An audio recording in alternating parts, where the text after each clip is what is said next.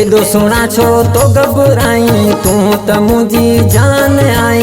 अल्लाह वडो आए तुझो मुझो प्यार सचो आ। अल्लाह वडो आए तुझो मुझो प्यार सचो आ। एडो सुना छो तो घबराई तू त मुझी जान आई। अल्लाह वडो आए तुझो मुझो प्यार सचो आ। अल्लाह वडो आए तुझो मुझो प्यार सचो आ।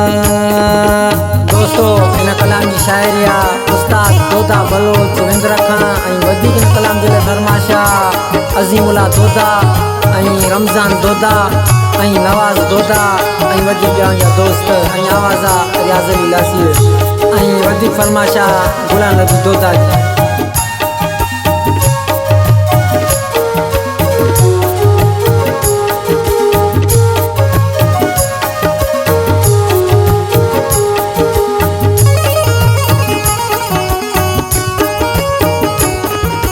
दुश्मन भली प्या जोर लगाहिन कुछ भी करे सघंदा नाहिन। कुछ भी करे सघंदा नाहिन।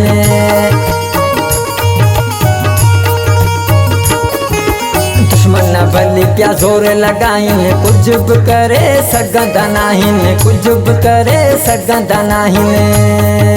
नथी परेशान सुन साईं तू त मुझी जान आई। अल्लाह वडो आए तुझो मुझो प्यार सचो आ। अल्लाह वडो आए तुझो मुझो प्यार सचो आ। एडो सुना छो तो घबराई तू त मुझी जान आई। अल्लाह वडो आए तुझो मुझो प्यार सचो आ। अल्लाह वडो आए तुझो मुझो प्यार सचो आ।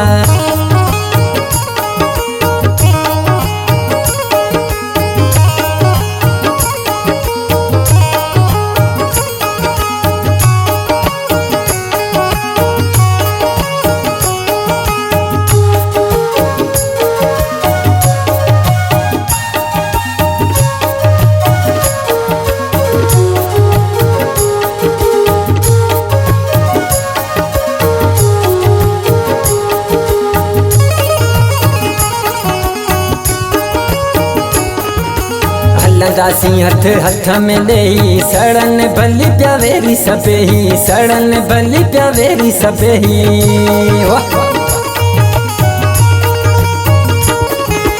हलंदासीं हथ हथ में ॾेई सड़न भली प्या वेरी सभेई। सड़न भली प्या वेरी सभेई। प्यार मता ही खूखा लिकाई तू त मुझी जान आई। अल्लाह वडो आए तुझो मुझो प्यार सचो आ। अल्लाह वडो आए तुझो मुझो प्यार सचो आ। एडो सुना छो तो घबराई तू त मुझी जान आई। अल्लाह वडो आए तुझो मुझो प्यार सचो आ। अल्लाह वडो आए तुझो मुझो प्यार सचो आ।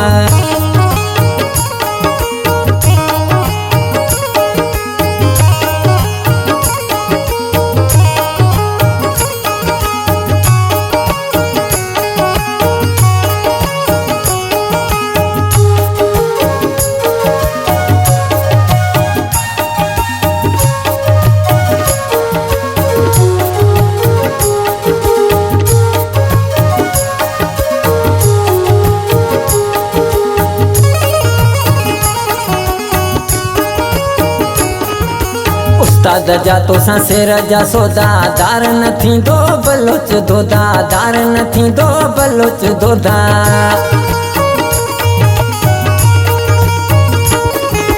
उस्ताद जा तो सिर जा सौदा दार न थींदो बलोच दोदा।